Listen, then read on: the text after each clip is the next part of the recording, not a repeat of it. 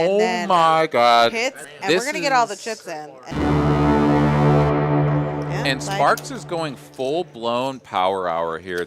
We're going into the final, like, 15 minutes of the program. And 10-9 offsuit here. This is 100% just attacking a player that is a limp caller. And he thinks that he can get his opponent to probably fold something like 10s with a 4-bet. Cold 4 out of the straddle.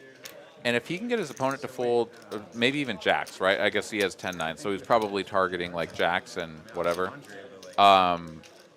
As it stands, he flops an up and down straight draw. Yeah. Bastian, of course, still with an overpair, but Bastian cannot feel great, right? Like, we know the kind of player that Bastian is.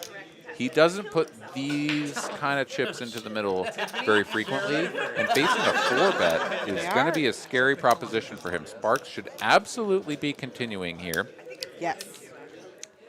And especially because this flop hit him. It hit him hard. But only for a specific combination. But Sparks is not going to be Sparks shouldn't be and probably will not be thinking about what Bastian's traditional like 4-bet calling range is. Sparks is going to hit him with the 625, which is a 2/3, and I like this. Bastian is going to make a quick call here. I think that's he's got his. This is a very strong hand. I don't think he should be folding this. Oh, absolutely should not be.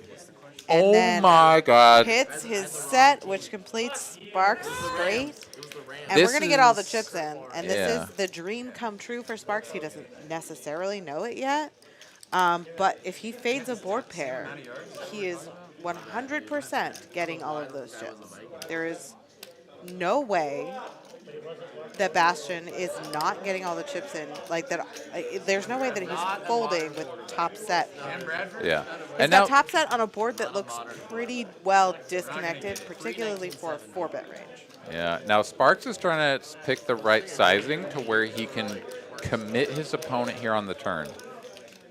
He's going to decide against the 1.5x overbet jam, which would have worked as well. But sure. Your opponent's calling range diminishes when you go for the overbet jam, while you can sort of polarize your range into I have clubs and top set, middle set, whatever, overpair type hands. You can polarize it into that, but you can also, unfortunately, get your opponent to fold king jack sometimes, which you don't want them to do. So this bet size, 1.1K, half pot, is no. Your king jack can totally continue, especially your king jack with the king of clubs. You don't need to fold yet. Your hand is perfectly fine. He ships it, Sparks calls.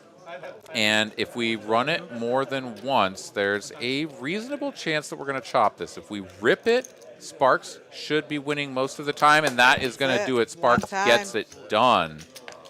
I mean, the fact that Sparks picked 10-9 off, I mean, this is just sort of attacking a limp call strategy with a hand that very much is going to miss a lot of the time, but when it makes a hand, boy, does it make a hand. And this was just the perfect scenario. This was like the stars aligning.